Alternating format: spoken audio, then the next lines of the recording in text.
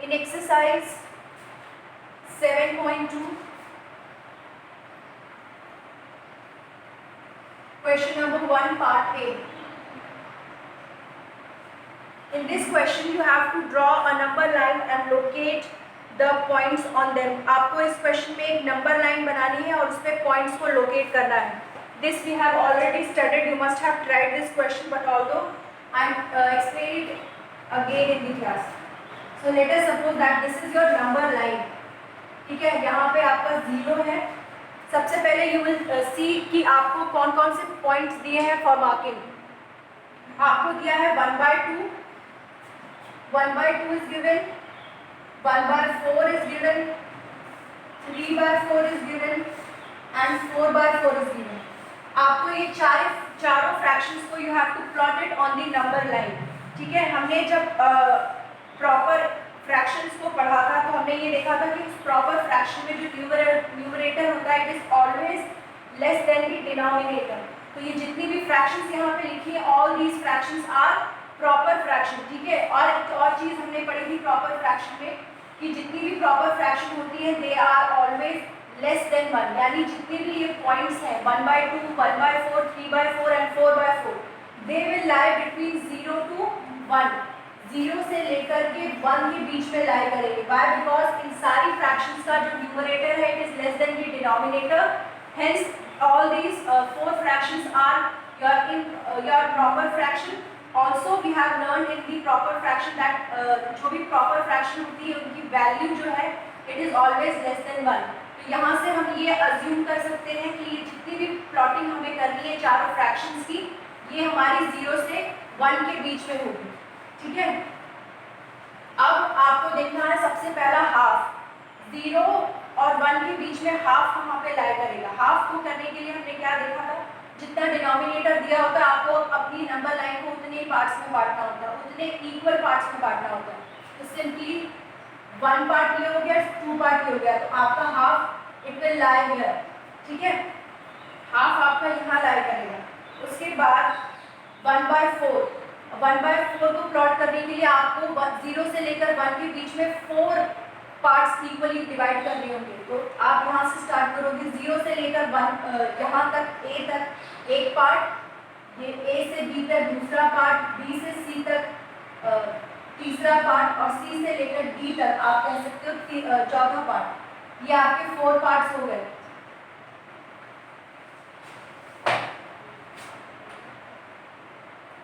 ठीक है, तो ये हमने to plot 1/4 on the number line हमने डिनोमिनेटर में जो भी नंबर लिखा था उतने ही इक्वल पार्ट्स में we have divided our number line. अब इसमें से आपको देखना है कि आपको कितना पार्ट को मार्क करना है. 1/4 यानी इतने पार्ट को आपको मार्क करना है. Out of total 4 parts you have to mark only 1 part. तो एक पार्ट आपका यहीं पे हो गया. तो this is the place where you will mark 1/4.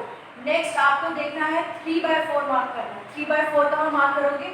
4 parts में सबसे पहले आप डिवाइड करोगे which is already done in the number line. हमारी नंबर लाइन ऑलरेडी 0 से लेकर D तक के बीच में 4 पार्ट्स में डिवाइडेड है, तो हमें दोबारा से ड्रॉ करने की जरूरत नहीं है. अगर आपको ये सारे पॉइंट्स एक ही नंबर लाइन पे मार्क करने के लिए दिए तो there is no need to draw the number line again and again. अगर क्वेश्चन में कभी आता है कि अलग अलग नंबर लाइन पे ड्रॉ करना है then only you will draw it on different number line.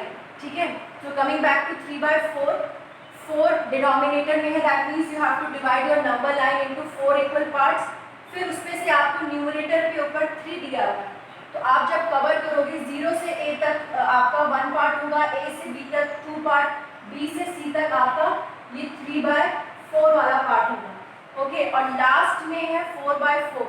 If you will divide 4/4 आपको आंसर मिलेगा 1. यानी आप जो ये 1 है यहाँ पे यहीं पे आप अपना 4/4 को मार्क कर सकते हो. तो in this way you will mark the points on the number line. ठीक है, ये तरीका है. Explain it again. सबसे पहले तो आप अपने फ्रैक्शंस को देखोगे कि वो किस तरह की फ्रैक्शन है. सिंस यहाँ पे जितनी भी गिवन फ्रैक्शन है उनका जो न्यूमरेटर है it is less than the denominator. Hence we can say that यहाँ पे जितनी भी फ्रैक्शंस दी गई हैं they all are proper fraction. If they are proper fraction that means they will lie between 0 and 1. ठीक है, 0 से 1 के बीच में लाई करेंगी तो आप पहले 0 और 1 को मार्क करोगे. उसके बाद आप पहली फ्रैक्शन को देखोगे. यहाँ पे पहली फ्रैक्शन फ्रैक्शन इज योर 1/2, यानी आपको जितना डिनोमिनेटर में दिया है उतने ही इक्वल पार्ट्स में you have to divide your number line. So you will divide your number line in 2 equal parts and mark the first part of it. इसी तरह से बाकी पॉइंट्स को भी कवर करना है. तो this is the way how will you draw the number line. So we have finished with our exercise 7.2. Now we'll take up a new topic which is equivalent fraction. ठीक है, equivalent word मतलब होता है बराबर, equivalent मतलब equal. तो हमें clearly equivalent fraction में वो fractions को देखनी है जो कि equal होती है, जिनकी जो एक तरह से you can say pictorial representation अगर हम 1/other करें तो वो हमें equal दिखेंगी. तो let's start.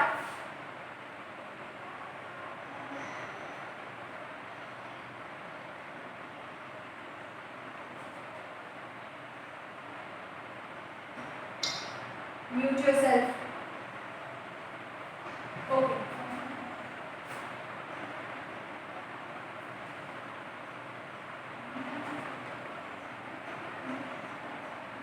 What is the shaded portion of the fraction in figure A? This is figure A, this is figure B, and this is figure C. 1/2.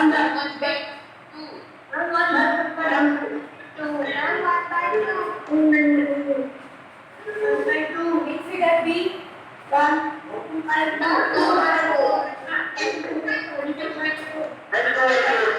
and in figure C,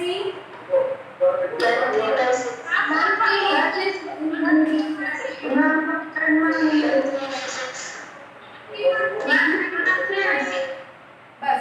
I got the answer. Now nobody will speak. ठीक है, 3 figures I have drawn in front of you. In first figure, that is figure A, your fraction is 1/2. Second figure में आपके total 4 parts हैं, जिसमें से हमने 2 parts को use किया है, तो हमारी फ्रैक्शन हो गई 2/4.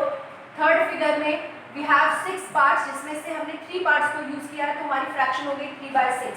इन ऑल दीज 3 फ्रैक्शंस आप देख सकते हो कि जो शेडेड पार्ट है वो और जितना हमारा टोटल पार्ट है वो लगभग बराबर है. 1 का आधा इसमें 4 का आधा 2, 3 का आधा 6 का आधा 3, यानी ये सारी फ्रैक्शन लगभग हाफ को बता रही है. I repeat it again. First figure में 2 का हाफ 1, सेकेंड फिगर में 4 का हाफ 2, थर्ड फिगर में 6 का हाफ 3. ठीक है, तो ये तीनों फिगर्स हमें एक जैसी फ्रैक्शंस को बता रही हैं. तो these are all what? These are all equivalent fractions. Equivalent fractions कैसी होती है? जो जिनकी वैल्यूज जो होती है वो एक होती है, वो हमें एक ही वैल्यू को बताती हैं. अगर मैं 1/2 लिख रही हूँ, अगर उसको पिक्टोरियल रिप्रेजेंट कर रही हूँ, मतलब फिगर दिखा के ड्रॉ कर रही हूँ, तो उसका रिप्रेजेंटेशन बिल्कुल वैसा होगा जैसे 2/4 का होगा, 3/6 का होगा. ठीक है, तो these are all what? These are all your equivalent fractions. ठीक है, अब नाउ आपसे अगर क्वेश्चन में एक फ्रैक्शन दी है और उसके रिस्पेक्ट में उसकी इक्विवेलेंट फ्रैक्शंस पूछी गई है, तो how will you find? You will simply multiply the numerator and the denominator by same number. For example, अगर आपको 1/3 की इक्विवेलेंट फ्रैक्शन फाइंड करनी है, तो आप न्यूमरेटर में और डिनोमिनेटर में सेम नंबर को मल्टीप्लाई करोगे. ओके, तो 1 1 will give you 1, 3 1 will give you 3. ठीक है, 1/3 को अगेन आपको और इक्विवेलेंट फ्रैक्शन बनानी है, तो आप 2 से मल्टीप्लाई करोगे. 1 2 will give you 2, 2 3 will give you 6.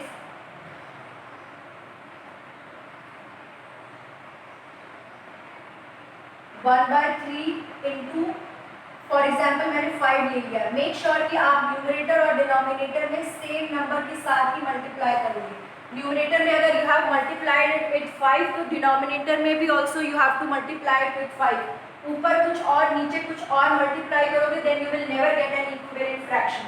ठीक है, तो this was a way in which by multiplying the numerator हम न्यूमरेटर और डिनोमिनेटर को सेम नंबर से मल्टीप्लाई करके और इक्विवेलेंट फ्रैक्शंस को फाइंड कर सकते हैं. तो एक ये तरीका है मल्टीप्लिकेशन का, और एक तरीका होता है डिवीजन करने का. डिवीजन कैसे करोगे? To find an equivalent fraction we may divide both the numerator and denominator by same number. तो हम एक दूसरा एग्जांपल लेते हैं, example 2, wherein you have to write the equivalent fraction of 12/15. 12/15 की इक्विवेलेंट फ्रैक्शन ढूंढनी है। मल्टीप्लिकेशन में तो you can choose any random number, कोई भी आप रैंडम नंबर चूज कर सकते थे मल्टीप्लिकेशन के लिए। लेकिन जब आप इक्विवेलेंट फ्रैक्शन डिवीजन से फाइंड आउट करोगे, then you have to keep one thing in mind कि अगर मैंने ऊपर 12 ले लिया, ऊपर मैंने सपोज मैं ये सोच रही हूँ कि मैं 2 से डिवाइड करके इक्विवेलेंट फ्रैक्शन बना लूँ, तो 12 तो 2 से डिवाइड हो जाएगा, है ना। 12 कितने टाइम्स जाता है 2 में? क्लास 6 12 कितने टाइम्स जाता है 2 में?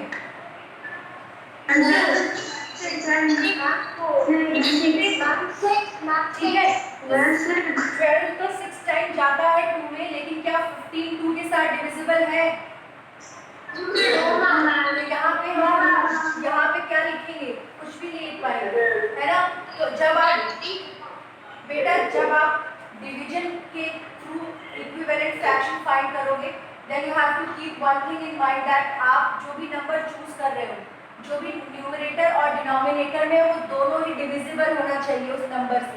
अगर मैंने 2 लिया है तो 2 न्यूमरेटर से भी डिविजिबल होना चाहिए और डिनोमिनेटर से भी, ठीक है।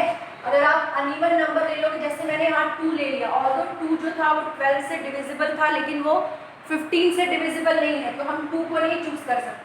फिर हम दूसरा नंबर देखेंगे 3, हम 3 को यहाँ डिवाइड करेंगे, कितने टाइम्स जाएगा 12 3 के साथ?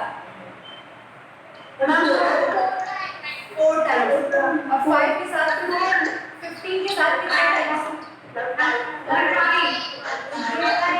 ये आपकी, बस इनफ, ये आपकी 4/5 में इक्विवेलेंट फ्रैक्शन होगी, ठीक है। तो मल्टीप्लिकेशन में तो you can choose any number to multiply, but when you are finding the equivalent fraction through division, then you have to take care कि जो नंबर आप ले रहे हो वो फैक्टर हो न्यूमरेटर का भी और डिनोमिनेटर का भी, ठीक है। और ये चीज़ आपको कैसे पता चलेगी? ये हमने चैप्टर 1 में जब डिविजिबिलिटी पढ़ी थी बहुत सारे नंबर्स की। अब जिसको वो डिविजिबिलिटी याद नहीं होगी उसके लिए बहुत मुश्किल होगा, क्योंकि आप नंबर चूज करके, बेटा please mute yourself.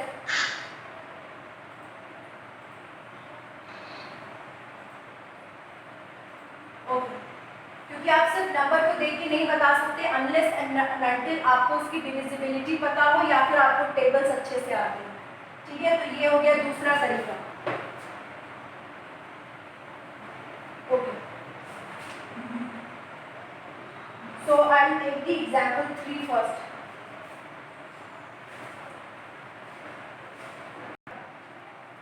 I am taking example 3 on page number 143. Page is 143 and example is 3. We find the equivalent fraction of 2/5 with numerator 6. ठीक है, 2/5 को की इक्विवेलेंट फ्रैक्शन आपको फाइंड करनी है, 2/5 की, जिस इक्विवेलेंट फ्रैक्शन में न्यूमरेटर 6 हो और आपको डिनोमिनेटर खुद पता करना है। इतनी चीज आपको क्वेश्चन में दी गई है। First of all you have to develop that understanding कि आप क्वेश्चन को रीड करके समझ पाओ कि क्या दिया है। क्वेश्चन में दिया है इक्विवेलेंट फ्रैक्शन 2/5 फाइंड करनी है, और जिसका न्यूमरेटर आपको ऑलरेडी गिवन है क्वेश्चन में, ठीक है। तो you have to find the complete fraction, that simply means that you have to find the denominator. कुल मिलाकर के यहाँ पे आपका काम सिर्फ डिनोमिनेटर को ढूंढने का है। अब आप वो ढूंढोगे कैसे? 2 से आप 6 पे जा रहे हैं, मतलब 2 यहाँ पे है 6 यहाँ पे, बीच में आप कैसे गए? If you know the table, आप देख के पता कर सकते हो कि 2 को अगर हम 3 से मल्टीप्लाई करेंगे तो हमें 6 मिलेगा, है ना। यानी हमने वो नंबर ढूंढ लिया जिसको मल्टीप्लाई करने से हम 6 तक पहुंच जाएंगे अपनी इक्विवेलेंट फ्रैक्शन के न्यूमरेटर में। यानी 2 × 3 विल गिव यू 6। यानी ये जो 3 नंबर है इसको आप न्यूमरेटर में मल्टीप्लाई करोगे, इसको आप डिनोमिनेटर में मल्टीप्लाई करोगे, तब आपको यहाँ पे 6 मिलेगा। एंड यहाँ पे जो आपका ब्लैंक था देयर यू विल गेट 15, ठीक है। ये है तरीका करने का क्वेश्चन। पहले तो आप ये देखोगे कि जो हमें गिवन फ्रैक्शन दी है और जो हमारी इक्विवेलेंट फ्रैक्शन है, दोनों में से या तो आपको न्यूमरेटर गिवन होगा या तो आपको डिनोमिनेटर गिवन होगा। इन दिस क्वेश्चन यहाँ पे you are given with the numerator. 2 से 6 तक हमें पहुँचना है, तो बीच में हम क्या ऐसा मल्टीप्लाई करें या डिवाइड करें कि हम 6 तक पहुँचे। अब मैं एक चीज़ और बता देती हूँ कि आप कब ये डिसाइड करोगे कि आप मल्टीप्लाई कर रहे हो कि आप डिवाइड करोगे। पहले 2 को देखोगे और फिर 6 को देखोगे। हम जब छोटी क्लासेस में थे तो हमने सबसे पहले क्या पढ़ा था, एडिशन और सब्ट्रैक्शन, है ना। उसके बाद हमने मल्टीप्लिकेशन पढ़ा था। तो जिसने भी मल्टीप्लिकेशन पढ़ा था उसने ये देखा होगा कि जब सिखाया जाता था तो मल्टीप्लिकेशन को रिपीटेड एडिशन की तरह दिखाया जाता था, है ना। अगर मैं 3 इंटू 3 9 लिख रही हूँ तो इससे पहले हमने क्या दिखाया था, 3 प्लस 3 प्लस 3, है ना। याद हो अगर किसी को, छोटी क्लासेस में इसी तरह से सिखाया गया था। तो जो हाँ वेरी गुड, जो मल्टीप्लिकेशन होती है that is your repeated addition, ठीक है। Multiplication is your repeated addition. आप 2 से 6 पे जा रहे हो, यानी आप बढ़ रहे हो। 2 बड़ा है कि 6 बड़ा है? यार 6 बड़ा है तो हम छोटे से, ठीक है, हम छोटे से बड़े की तरफ जा रहे हैं, यानी हम ऐड करते हुए आगे बढ़ रहे हैं। जब भी आपको यहाँ पे जो भी नंबर गिवन हो वो छोटे से बड़ा दिखाई दे, यानी 2 और 6 में से 6 बड़ा दिखाई दे, तब आपको ये अज्यूम कर लेना है कि हमें यहाँ पे कोई ना कोई नंबर मल्टीप्लाई करके देखना है, ठीक है। और अगर यहाँ पे मैंने 4 लिख दिया और यहाँ पे 2 लिख दिया, जब हम छोटी क्लास में थे तो अगेन हमने ये पढ़ा था कि जो डिवीजन होता है वो सब्ट्रैक्शन होता है। आप कैसे करते हो, 4 इधर 2 इधर, 2 2 जा 4 लिखते हैं और बीच में क्या करते हैं, इन दोनों को प्लस करते हैं कि माइनस करते हैं? माइनस। तो आप ये कह सकते हैं, वेरी गुड, हम ये कह सकते हैं कि जो डिवीजन होता है वो रिपीटेड सब्ट्रैक्शन होता है। यानी अगर आप 4 से 2 में आ रहे हो तो अब आपको ये अज्यूम कर लेना है कि आपको डिवाइड करना है। ये जो मैंने ये बताई है ये आपको आगे एग्जाम्पल में हेल्प करेगा, ठीक है। तो जब भी आपका न्यूमरेटर इक्विवेलेंट फ्रैक्शन में जाकर बड़ा हो रहा है then you have to search for a multiplication, ठीक है। और जब भी आपका जो गिवन फ्रैक्शन है वो इक्विवेलेंट फ्रैक्शन में जाके छोटी हो जा रही है तो आपको डिवीजन का वैल्यू ढूंढना होगा, ठीक है। आप क्योंकि ये you are reading this for the first time तो यू माइट गेट कंफ्यूज, और टेबल भी जहाँ तक मुझे लगता है सबको आते नहीं है अभी तक। तो you have must 6th class में तो 30 तक टेबल्स आराम से आने चाहिए, ठीक है। हमने कैसे कर सकते हैं,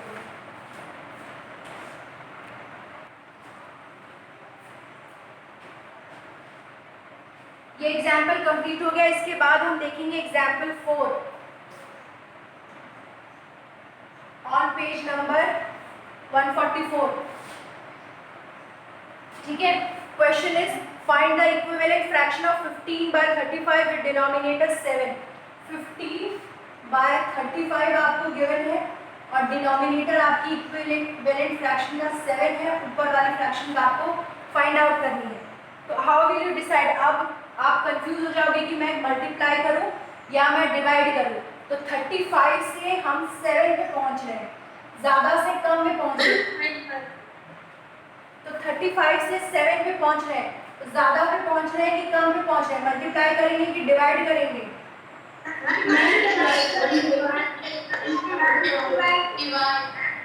अब आपको ऐसा, हाँ ठीक है बेटा, अब आपको नंबर ऐसा, लिसन टू मी फर्स्ट, अब आपको ऐसा नंबर ढूंढना है जिसको आप 35 से डिवाइड करोगे तो आपको क्वेश्चन 7 मिलेगा। क्या है नंबर वो? वेरी गुड, ठीक है। तो ये आपका हो गया वो नंबर जिसको आपको मल्टीप्लाई करना। अगर आपने नीचे 5 से मल्टीप्लाई किया है तो क्या मैं ऊपर 6 से मल्टीप्लाई करूंगी कि 5 से मल्टीप्लाई करूंगी? ठीक है, ये सारी बातें एग्जाम में भी याद रखनी ना, वहाँ सब भूल जाते हैं, ठीक है। 35 को 5 से डिवाइड किया तो 7 आया, 15 को 5 से डिवाइड करेंगे तो कितना आएगा? 3। वेरी गुड, ठीक है ठीक है ठीक है। इक्विवेलेंट फ्रैक्शन कितनी हो गई? 3/7, 3/7 हो गई, ठीक है। जिसको जो भी डाउट है आस्क इट राइट देयर, क्योंकि एक्सरसाइज मैं आपसे ही सॉल्व कराऊंगी। कोई डाउट?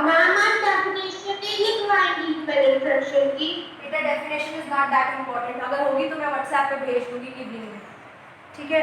चलो उसके बाद अब जो हम लोग पढ़ने जा रहे हैं इसको आप अपनी मैथमेटिक्स में आगे बहुत यूज करने वाले हैं, so listen to it very carefully, ठीक है। ये अगर हमारे पास दो फ्रैक्शन है 1/3 और ये 3/9, ठीक है। अब दोनों न्यूमरेटर और डिनोमिनेटर है और ये दोनों इक्विवेलेंट फ्रैक्शन है, तो इसको मैं n1 मान लेती हूँ, इसको मैं d1 मान लेती हूँ। n1 मतलब न्यूमरेटर 1, D1 मतलब डिनोमिनेटर 1, 3 हो गई N2 which is your numerator 2, और D9 हो गया D2 which is your denominator 2। ठीक है, हमने क्या किया, हमने सबसे पहले दो इक्विवेलेंट फ्रैक्शन ली, 1/3 और 3/9। फिर हमने अपनी अंडरस्टैंडिंग के लिए इसको एक नाम दे दिया, जहाँ पे N1 जो है वो न्यूमरेटर 1 है, D1 जो है वो डिनोमिनेटर 1 है। ठीक है, 3 क्या है, 3 न्यूमरेटर 2 है, और D2 क्या है, डिनोमिनेटर 2। ठीक है, तो एक रूल होता है, product of the numerator of the first and denominator of the second, मतलब N1 into D2 is equal to D1 into N2। मतलब ये क्रॉस मल्टीप्लाई करोगे, इसको करोगे इससे मल्टीप्लाई, इसको करोगे इससे मल्टीप्लाई। ठीक है, N1 को करोगे D2 से मल्टीप्लाई। N1 यहाँ पे क्या है, फर्स्ट, ये आपकी फर्स्ट फ्रैक्शन है और ये आपकी सेकंड फ्रैक्शन है। ठीक है, N1 यहाँ पे क्या है, विल एनीबॉडी टेल मी?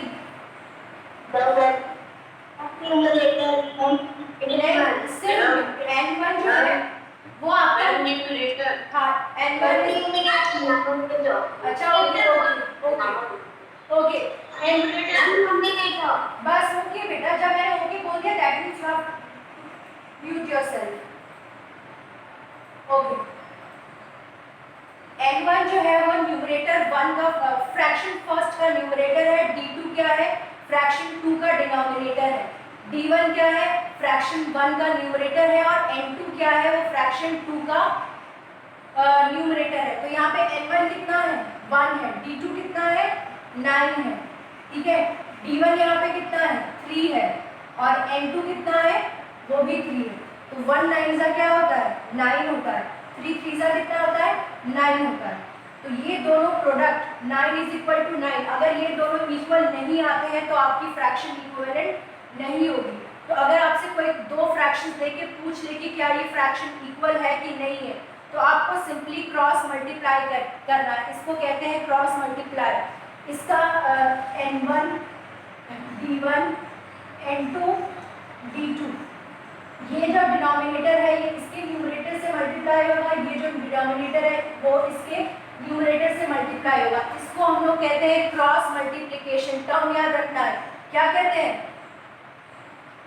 क्या कहते हैं भाई? Cross multiplication.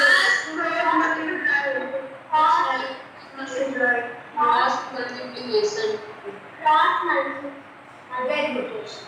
तो क्रॉस मल्टीप्लाई करके मैंने ये देखा कि N1 हमारा यहाँ पे 1 था, D2 हमारा 9 था, D1 3 था, N2 3 था।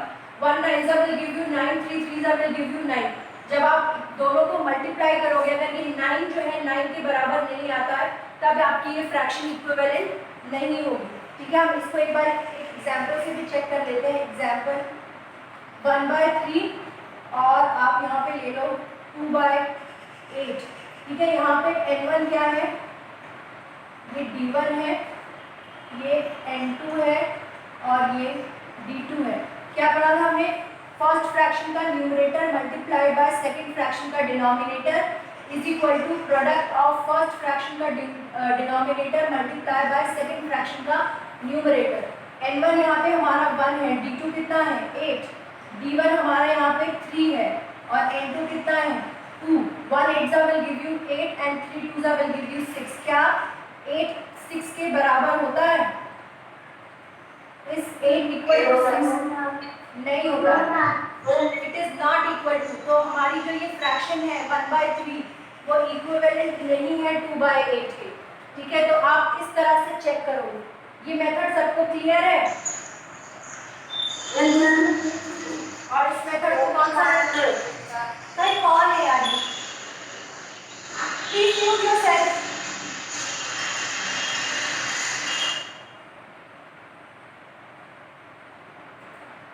Is this method clear to you?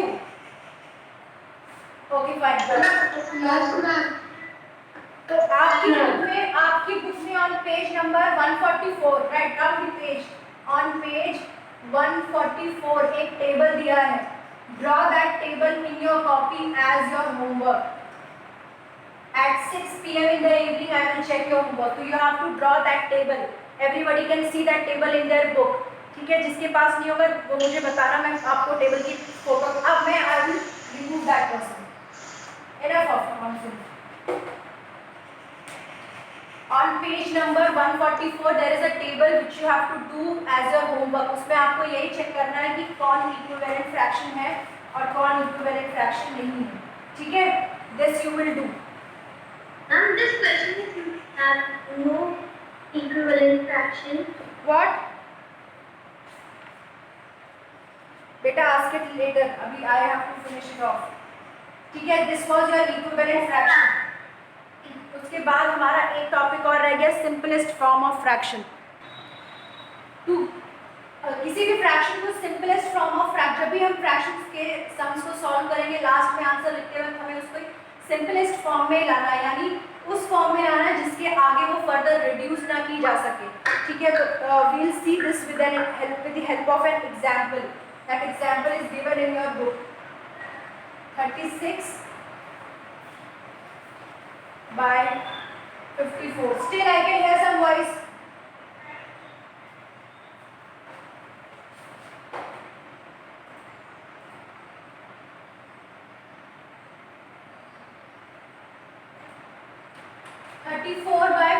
Thirty-six by 54. ठीक है, you have to reduce this fraction in the simplest form. तो आप सबसे पहले वो नंबर ढूंढोगे जिससे आप ऊपर नीचे डिवीजन कर सको. जब भी आपको सिंपलेस्ट फ्रैक्शन को सिंपलेस्ट फॉर्म में रिड्यूस करना है, you have to divide the fraction with the same number. Numerator और डिनोमिनेटर को सेम नंबर से आपको डिवाइड करना होगा. ठीक है, तो क्लियरली मैं ये देख सकती हूँ कि 36 भी एक इवन नंबर है और 54 भी एक इवन नंबर है. तो अगर ये इवन नंबर है तो ये 2 से डिविजिबल पक्का होगा, है ना. तो 36 will go 18 टाइम्स, 54 2 के साथ जाएगा 17 times, 54 will go 27 times.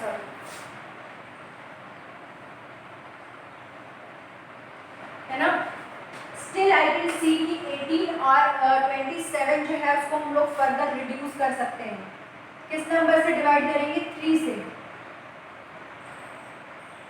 18 6 times और ये 9 टाइम्स.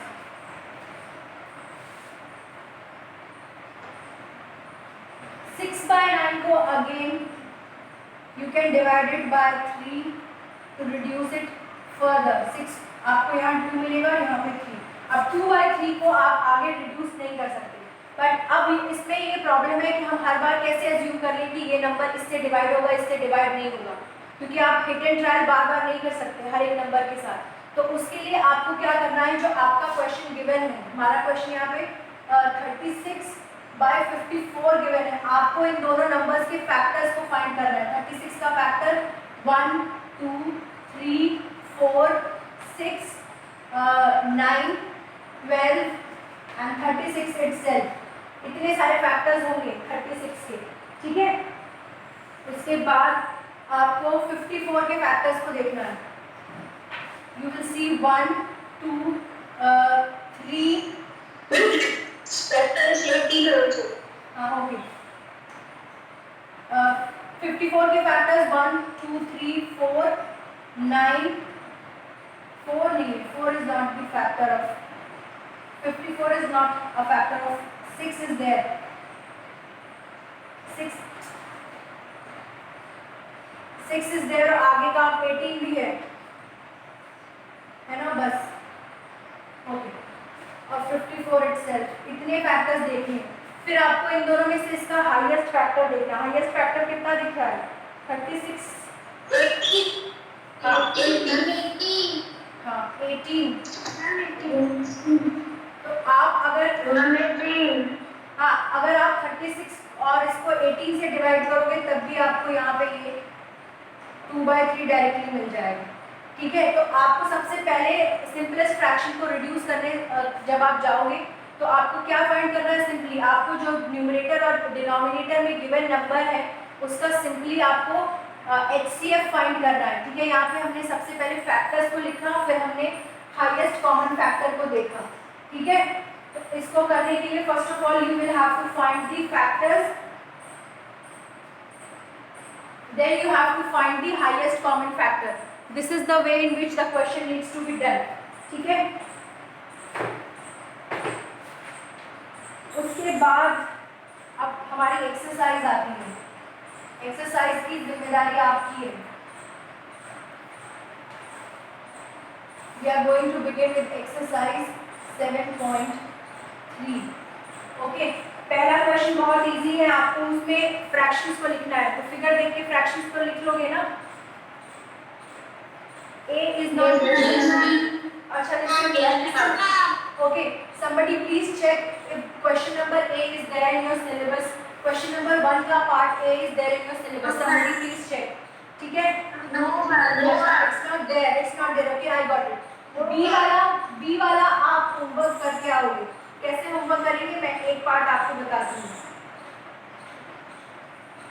ये मैंने करके बताया. मैं सिर्फ एक दो फ्रैक्शंस का बता रही हूँ क्योंकि I have to draw a lot. सारी फ्रैक्शंस का आप पहले जो भी शेडेड पार्ट है उसके रिस्पेक्ट में आप फ्रैक्शंस को निकालोगे. यहाँ पे ये शेडेड पार्ट है, तो इसमें पहले कितने सर्कल्स हैं? 4 4 8 12. 12 है जिसमें से 4 शेडेड है. फिर सेकेंड फिगर को बनाओगे, ठीक है, उसका फ्रैक्शन लिखोगे. थर्ड फिगर को बनाओगे, उसका फ्रैक्शन लिखोगे. फोर्थ को बनाओगे, उसका फ्रैक्शन. फिफ्थ को बनाओगे, उसका फ्रैक्शन. सारी फ्रैक्शंस को ड्रॉ करके आपको उसका नीचे शेडेड पार्ट के रिस्पेक्ट में फ्रैक्शन को लिखना है. फिर आपको बताना है कि क्या ये सारी फ्रैक्शंस इक्वल हैं. तो ये आपको खुद से होमवर्क में ड्रॉ करके करना है. होमवर्क आज शाम को 6 बजे मैं चेक करने वाली हूँ. Is there any doubt in this question, class 6? No, ma'am. Very No, good. ma'am. Fine. Now coming back to question number 2. Question number 2 में आपको फ्रैक्शन लिखनी है, हमको पेयर अप करना है equivalent fraction from each row. मतलब आपको 2 रो दिखाई दे रही होगी. ए दिख रहा होगा, बी, सी, डी और ई. ये 5 फ्रैक्शंस आपको दिख रही है. सबसे पहले तो आपको शेडेड पार्ट का फ्रैक्शन निकालना है ना. ये कितना है? 1/2 है. बी वाला कितना है? बी वाला 4/6 है. सी वाला करना है, डी वाला करना है, ई वाला. फिर आपको पेयर करना है. जैसे पेयरिंग कैसे होगी? पेयर में मेरा ये हाफ वाला किसके साथ पेयर हो रहा है? पहले तो आप मुझे फ्रैक्शंस लिख के दिखाओगे. फिर जिसके साथ हाफ वाला आएगा, मतलब मान लो फॉर एग्जांपल सी के साथ आपका हाफ वाला आएगा. हाफ वाला यहाँ पे किसी के साथ पेयर नहीं होगा. तो जिसके साथ जो फ्रैक्शन पेयर होगी आपको वो फ्रैक्शन उस तरह से लिखनी है. ठीक है.